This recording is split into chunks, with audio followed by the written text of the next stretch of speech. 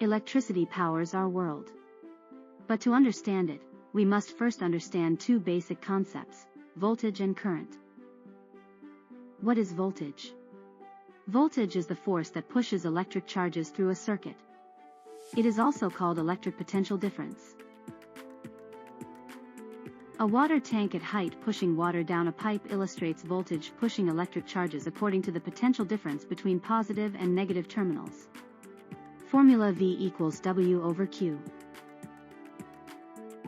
What is current? Current is the rate at which electric charge flows through a conductor.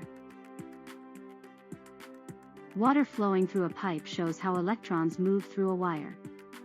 Formula I equals Q over T. Animation compares faster and slower current flows. Voltage. Current. Voltage is like pressure, current is like flow. Volt V. Voltage pushes and current flows. Understanding voltage and current is the first step toward mastering electronics. Next video, understanding resistance and Ohm's law in detail.